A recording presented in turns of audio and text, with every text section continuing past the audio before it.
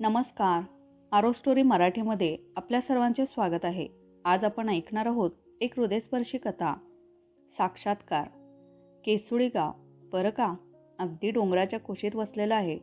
पुढे पठार आणि नंतर खोल दरी. तिथेच पुढे हा धबधबा आहे. निसर्गरम्य ठिकाण आहे अगदी. आपल्या हायकिंग ट्रिपला झकास. साठे उत्साहाने बोलत होता. दिवसभर सतत कामाचा पाठपुरावा करत असलेल्या मेंटेनन्स मॅनेजरना लंच ब्रेकमध्येच तेवढा एकत्र बसून गप्पा टप्पा मारायचा चान्स मिळत असे.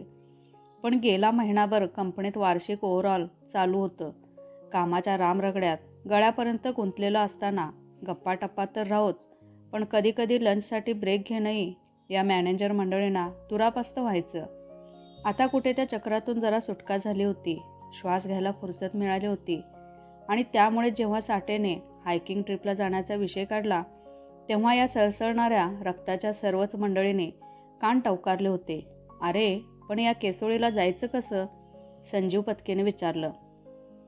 आसन गावापर्यंत लोकलने जायचं. 1.5 तासाचा प्रवास आहे. मग पुढे डोंगरातल्या पायवाटेने रमत गमत जायचं.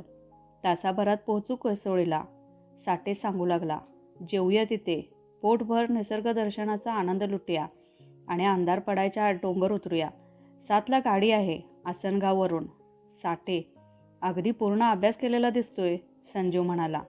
अरे माझा ड्रायव्हर रामचंद्र तिकडच्याच कुठल्या तरी गावातला आहे. त्यानेच माहिती पुरवली सगळी, साठेने कबुली दिली. पण अरे म्हणजे अगदीच थोडा वेळ असणार आपण तिथे, मोहनराव उद्गारला. इतकं निसर्गरम्य ठिकाण असेल तर एखादा दिवस राहूया की तिथे. छे राहण्याबिण्याचा विचार नका आणू मनात. तिथे काहीच सोय नाही. एक साठे सोडला तर ग्रुपमधल्या इतर मंडळींची ग्रामीण जीवनाशी तोंड ओळख येताच होती. पूर्ण जन्म मेट्रो सिटीमध्ये काढलेल्या या मंडळींची ग्रामीण भाग म्हणजे भरपूर सृष्टी सौंदर्य, शुद्ध हवा आणि अवे फ्रॉम इट ऑल एवढी सोयीस्कर कल्पना होती. तिथे जास्त वेळ काढणं शक्य नसेल तर निदान खूपसे चांगले फोटो तरी काढूया, संजीवने सूचना केली. कॅमेरा बरोबर घ्या चांगला. मोबाईलची फोटोकला अपुरी पडते बऱ्याच बाबतीत. संजीवची सूचना सगळ्यांनाच पटली. नंतरच्या 2-4 दिवसात लंच ब्रेकमध्ये हायकिंग ट्रिपबद्दल आणखी चर्चा झाली. निष्णात इंजिनियर मंडळींनी आपापल्या परीने डिटेलिंग केलं.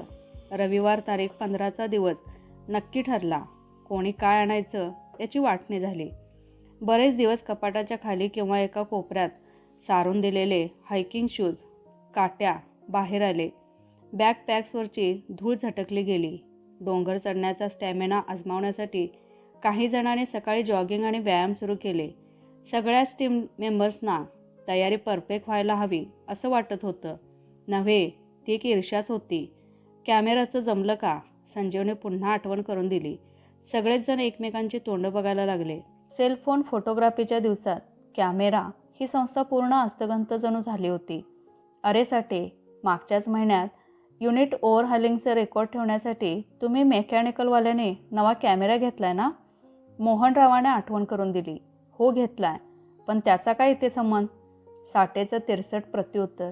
अरे मेकॅनिकलचा विभाग प्रमुख म्हणून तुझ्याच नावावर इश्यू केला असणार. एका रविवारचाच प्रश्न आहे. सोमवारी परत आणणार आहोत आपण. मोहनरावचा युक्तिवाद. दिलीप साठेला ही कल्पना तेवढी पसंत नव्हती. अरे 47,000चा SLR कॅमेरा आहे तो. काही झालं तर भरपाई करावी लागेल. पण शेवटी सर्वाग्रहाला मान देऊन कॅमेरा सोबत घेतला गेला होता आणि मंडळी हायकिंगला निघाली होती. सह्याद्रीचाच एक भाग असलेल्या नरसोबाच्या डोंगराने आपलं वेगळेपण राखून ठेवलं होतं. निसर्गाने सौंदर्याची अफाट देणगी त्या परिसराला दिली होती. शहरीकरणाचे वायू त्या दुर्गम कोपऱ्यात अजून पोहोचले असोत वा नसोत, स्थानिक लोकांना कशाचंच काही वैषम्य वाटलेलं दिसत नव्हतं. थोड्या कुतूहलाने पण दुरूनच हाताचा कवडसा करून एक नजर फिरवण्याव्यतिरिक्त या शहरी वाटसरूंकडे कोणी फारसं लक्ष दिलं नव्हतं. कोणी अनाहूत विचारपूस करायला आलं नव्हतं. ना कोणी अन्नाची किंवा कशाचीही भीक मागायला हात पसरला होता. तुम्ही बरे आम्ही बरे अशी विचारसरणी वाटली. आणि त्या दूरच्या कोपऱ्यातही अख्ख्या देशाला एकत्र जोडणारा, मन अचंबित करून सोडणारा एक दुवा आपल्या शहरी पाहुण्यांना सापडला होता. नरसोबाच्या डोंगराच्या पठारच्या मध्यभागी नयन मनोहर धबधब्यापासून एका हाकेच्या अंतरावर झाडाच्या वाकड्या तिकड्या 3 काटक्या जमिनीत खुपसून 7-8 पोरं तन्मयतेने क्रिकेटचा खेळ खेळत होती. म्हटलं तर क्रिकेट, म्हटलं तर बॅटबॉल. दोन्ही एकमेकांचे सख्खे cousin brother.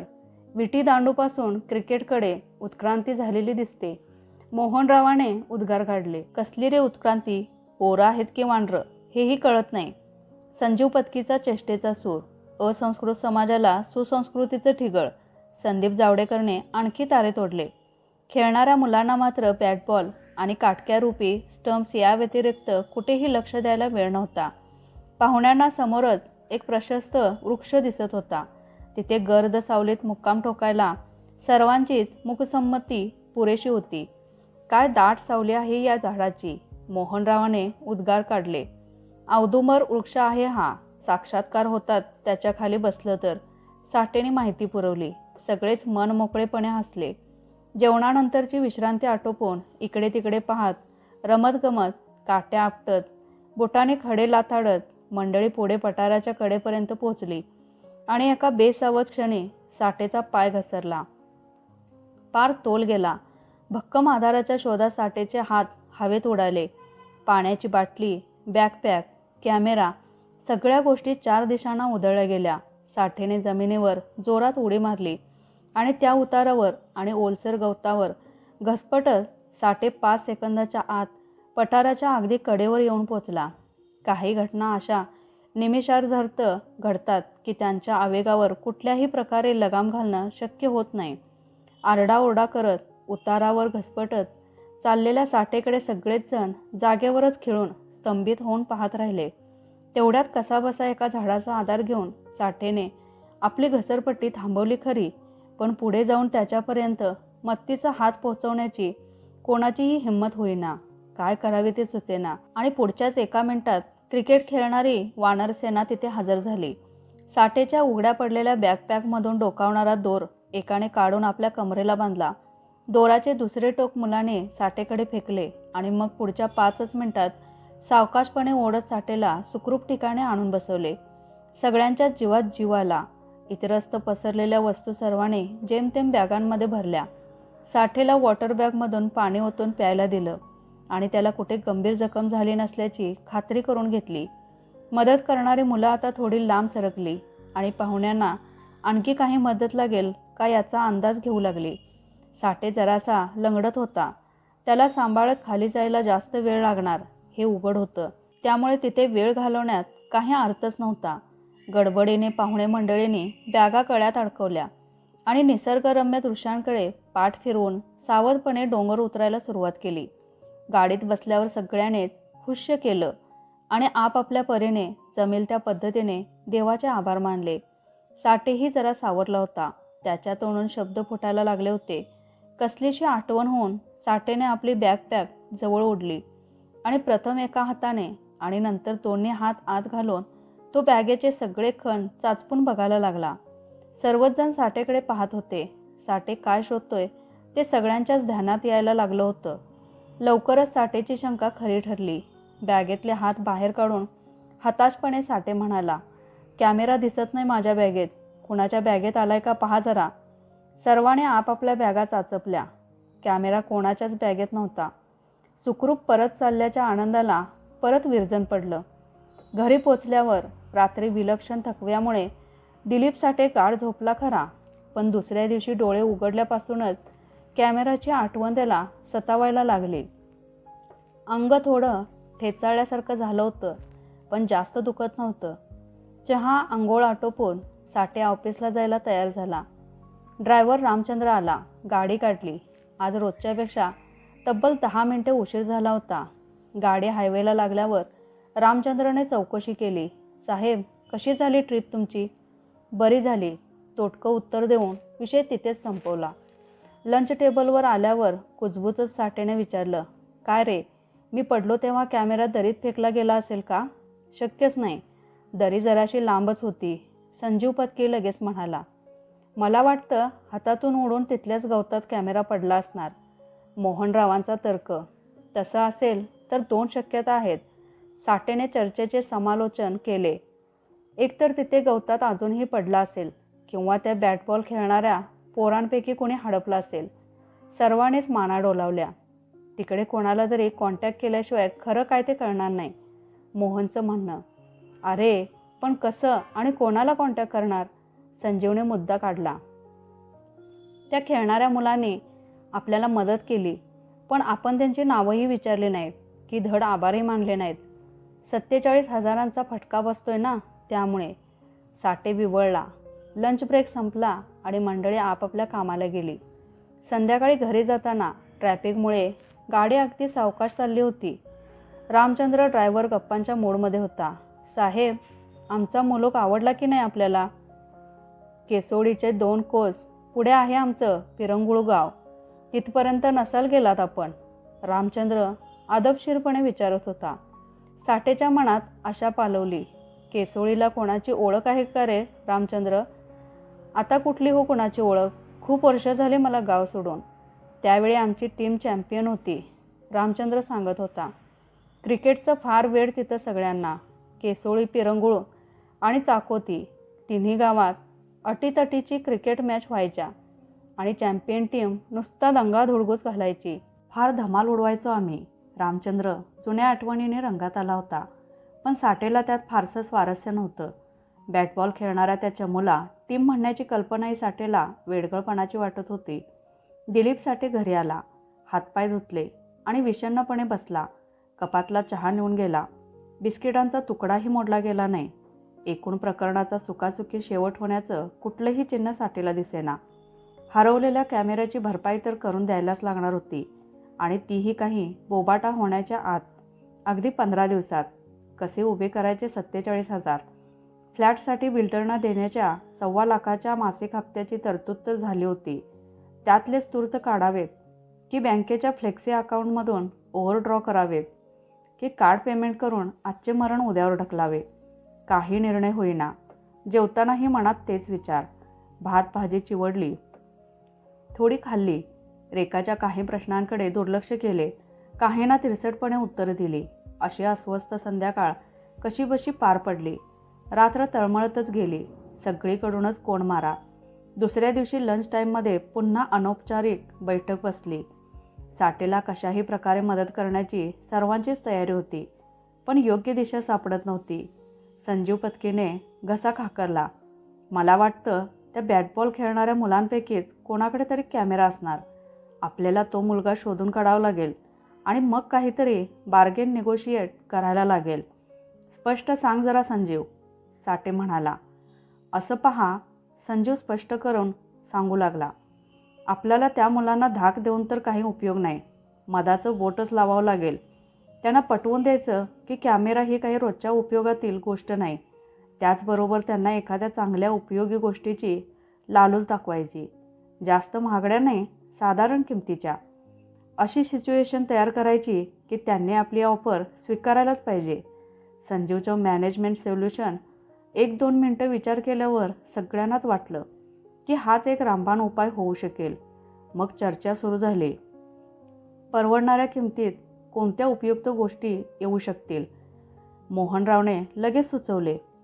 500 GB latest pen drive पाहिला मी परवा. 870 किमतीत आहे. त्याचबरोबर एक ऑफलाईन बॅटरी चार्जरही इन्क्लुडेड आहे. सर्व मिळून 1000पर्यंत जाईल, संजीव पत्की म्हणाला. 820ला एक लेटेस्ट ज्युसर मिक्सर पाहिला मी. सायट्रस फ्रूटची पण अटॅचमेंट आहे त्याला. साठेला आठवलं. लाईफस्टाईलमध्ये एक 36 पीसेसचा कटलरी सेट आणि 6 प्लेट्स असं कॉम्बिनेशन पाहिलं मी 927ला. Good bargain. चर्चा चालली होती. प्रॉब्लेमच्या गाडीला 4 सशक्त हात त्यांच्या परीने सोल्युशनच्या दिशेने ढकलत होते. चर्चेतून अगदी काही ठोस निष्पत्ती त्यावेळी तरी होऊ शकली नाही, पण आपण योग्य दिशेने पावलं टाकतोय या विचारानेच अर्ध दडपण उतरलं. संध्याकाळी संजीव पत्की आणि साठे एकत्र घरी परतत होते. रामचंद्र गाडी चालवत होता. संजीव म्हणत होता, दिलीप, आपण असं करू, या रविवारी आपण केसोळीला जाऊ आणि जसं दुपारी ठरवलं होतं त्याप्रमाणे आपल्याबरोबर एक कटलरी कॉम्बो, एक ज्युसर, एक नवा पेन ड्राईव्ह आणि चार्जर सेट अशा 2-4 वस्तू घेऊन जाऊ. 1000पर्यंत बजेट ठेवायचं. 47,000चा कॅमेरा सोडवून घ्यायचा आहे. आणि हो, परतीच्या बोलीने आणू सगळ्या गोष्टी. फॉरेनसारखं इथेही चालतं हल्ली. आठवड्याच्या आत परत करू. साधक बाधक चर्चा झाली. संजीवचं घर आलं. संजीव उतरून गेला. साहेब, रविवारी परत केसोळीला जाणार का तुम्ही? रामचंद्राने विचारले. काही हरवले का मागच्या ट्रिपमध्ये? मनाच्या त्या विमनस्क अवस्थेत साठेने रामचंद्राला त्रोटकपणे आपला प्रॉब्लेम सांगितला. आलं लक्षात. अशा अर्थाची रामचंद्राने मान डोलावली. साठेचं घर आलं. खाली उतरून रामचंद्राने नेहमीप्रमाणे गाडीचा दरवाजा उघडला. रामचंद्राने आदबीने साठेला विचारलं, साहेब, रविवारी मी येऊ तुमच्याबरोबर केसोळीला? कित्येक वर्षात गावाकडे गेलो नाही मी. आणि साहेब, काही सामान वगैरे उचलायचं असेल तर मदत करीन ना मी. ठीक आहे, साठेने मोघमपणे उत्तर दिलं. रविवार आला आणि परत एकदा हायकिंग क्लबचे मेंबर आणि रामचंद्र ड्रायव्हर भल्या सकाळी केसोळीला निघाले. आता काय, वाट पायाखालची झाली होती आणि त्यामुळे चालण्यात, बोलण्यात आणि एकंदर प्रवासात सरावाचा सहजपणा आला होता. तरीसुद्धा डोंगर चढून केसोळीला पोहोचेपर्यंत शहरी मंडळींची चांगलीच दमछाक झाली होती. रामचंद्राचं गावरानपणे त्यातल्या त्यात वेगळं दिसतच होतं. आणखी 2-4दा डोंगर चढायचा दम असल्यासारखा फ्रेश तो दिसत होता. केसोळी गाव जवळ आलं. ओळखीचा औदुंबर वृक्ष समोर दिसू लागला. औदुंबराच्या छायेत सर्वांनी बसकन मारली. सामानाच्या पिशव्या, बॅकपॅक खाली ठेवले आणि सगळेच जण घटाघटा पाणी प्यायले. जेवणाचे डबे, पाण्याच्या बाटल्या, तसंच ज्युसर, मेलामिन डिशेस असं बरंचसं वजन वरपर्यंत वाहून आणलं गेलं होतं. सकाळची तुटपुंजी न्याहारी केव्हाच भूतकाळाचा भाग झाली होती. सगळ्यांच्याच पोटातले कावळे मोठ्याने ओरडून शरीराच्या थकव्याची ग्वाही देत होते. दिलीप साठेने विचारांना वाचा फोडली. इथपर्यंत आलो तर खरे, पण पुढचा ॲक्शन प्लॅन काय? खेळणाऱ्या मुलांशी निगोशिएट करायचं आहे. पण इथे तर कोणीच दिसत नाही. मुलं काय, माणसं काय, एखादं कुत्रंसुद्धा आसमंतात दिसत नाही. साहेब, तुम्ही विश्रांती घ्या जरा. जेवण पण करून घ्या. मी बघतो जरा गावात. असे म्हणून आपली पिशवी उचलून रामचंद्र समोर दूरवर दिसणाऱ्या कौलारू घरांच्या दिशेने चालू लागला. डबे उघडले गेले. भाज्या, उसळी, बरोबरच सांबारचा मसालेदार वास आणि साजूक तुपातल्या शिऱ्याचा वास एकात एक मिसळून हातात हात अडकवून औदुंबराच्या झाडाभोवती फेर मारू लागले. मांडी ठोकून सगळी मंडळी बसली आणि पुढच्या अर्ध्या पाऊण तासात फक्त भुरके मारून जेवण्याचा आवाज तिथल्या नीरव शांततेचा भंग करत होता. तोंडाला लावलेली पाण्याची बाटली संजीवने खाली ठेवली. तोंड नॅपकिनला पुसत संजीव म्हणाला, चला आपणही गावाकडे जाऊया का? जरा 2-4 ठिकाणी विचारावं लागेल, पण काहीतरी सुगावं लागेल. सगळेच जण एकत्र राहूया. चोरांची रिॲक्शन काय होईल ते सांगता येत नाही. मोहनरावने सूचना केली. सगळेच जण सरकले. गावकऱ्यांबरोबरची बोलणी हाणामारी पर्यंत जाऊ शकतील ही कल्पना मोहनच्या सूचनेतून डोकावत होती. उचललेल्या पिशव्या, बॅगा परत खाली ठेवल्या गेल्या. पाण्याच्या बाटल्या काढून परत मंडळी ढसाढसा पाणी प्यायली. अरे, तो बघा रामचंद्र येतोय. साठेने गावाकडे बोट दाखवलं. हातात काळं काय आहे त्याच्या? संजीव डोळे बारीक करून निरखून पाहत होता. अर्ध्या पाव मिनिटात रामचंद्र जवळ आला. साहेब, हा घ्या तुमचा कॅमेरा. बरोबर आहे ना? रामचंद्राने साठे साहेबांच्या हातात कॅमेरा ठेवला. काय? कॅमेरा मिळाला? कुठे होता? कोणाकडे होता? कसा मिळाला तुला? रामचंद्रावर प्रश्नांचा भडीमार झाला. या भडीमाराने रामचंद्र गांगरल्यासारखा झाला. साठेने कॅमेरा हातात घेतला, वरून खालून पारखून पाहिला आणि आपलाच असल्याची खात्री करून घेतली. रामचंद्र, जेवून घे आधी, साठे म्हणाला. जेवलो साहेब गावातच. इथला सरपंच माझ्या जुन्या ओळखीचा निघाला. मी गेलो तर जेवायला बसत होता. मलाही मग हात धरून जेवायला बसवलं, रामचंद्रने सांगितलं. आणि हा कॅमेरा, तो कुठे मिळाला तुला? साठेने विचारले. अहो साहेब, ज्या पोरानं तुम्हाला वर ओढून काढलं ना, त्यालाच तुमचा कॅमेरा सापडला होता. त्याने त्याच्या कॅप्टनकडे दिला. तुमचं नाव पत्ता काहीच माहीत नव्हतं. ते तरी तुम्हाला कुठे शोधणार? तुम्ही परत याल तेव्हा देऊ म्हणून ठेवून दिला होता. तुम्ही मला जे काही सांगितलं त्यावरून मला अंदाज आला होता की असंच काहीतरी झालं असेल म्हणून, रामचंद्र सांगत होता. रामचंद्राने बाटली उघडून पाण्याचा एक घोट घेतला आणि तो पुढे सांगू लागला. सरपंचाकडे बसलो. थोडं खाऊन हात धुतल्यासरशी कॅप्टनला बोलावलं तिथंच. 2 मिनिटात आणून दिला कॅमेरा त्यानं. रामचंद्रने सगळी माहिती पुरवली. पण असाच दिला कॅमेरा त्यानं? काही मागितलं नाही त्याच्या बदल्यात? संजीवने विचारलं. अहो साहेब, कसलं बदल्यात घेऊन बसलात? योग्य माणसाला त्याची वस्तू परत मिळाली याचाच आनंद झालाय त्यांना. आणि साहेब, तुमच्याकडून आभार मानायला म्हणून मी त्या पोराला आणि टीमच्या कॅप्टनला सचिनचे 2 मोठे पोस्टर्स दिले भिंतीवर लावायला. असे खुश झाले सगळे. साहेब तुमच्यावर. तिकडे बघा, अख्खी टीम उभी आहे गावाच्या बाहेर. संकोच वाटतोय त्यांना जवळ यायला, रामचंद्र सांगत होता. गावाच्या दिशेला सगळ्यांनी नजर फिरवली आणि खरोखरच रामचंद्र सांगत होता त्याप्रमाणे अर्ध्या चड्डीतली, फाटके मळके शर्ट घातलेली 8-10 मुलं रांगेत उभी होती आणि पाहुण्यांकडे पाहत जोरजोराने हात हलवत होती. पाहुणे मंडळी मंत्रमुग्ध होऊन पाहतच राहिली. एकंदर परिस्थिती नीट समजून घेण्यातली आपली असमर्थता, परिस्थिती हाताळण्यातला असमंजसपणा, साध्या ग्रामस्थांना राक्षसांचे बेगडी मुखवटे घालण्याचा खोटा अट्टाहास, या कशाचाच जे दृश्य समोर दिसत होते त्याच्याशी मेळ बसेना. औदुंबराच्या छायेत हा एक नवा साक्षात्कार शहरी पाहुण्यांना होत होता. साहेब, तेवढे 40 रुपये द्याल ना 2 पोस्टरचे? रामचंद्र हळूच साठेला सुचवत होता. तर मित्रमैत्रिणींनो, आजची कथा कशी वाटली ते कमेंट करून नक्की कळवा. कथा आवडल्यास लाईक शेअर करा. चॅनेलवर नवीन असाल तर चॅनेलला सबस्क्राईब करा. कथा पूर्ण ऐकल्याबद्दल धन्यवाद.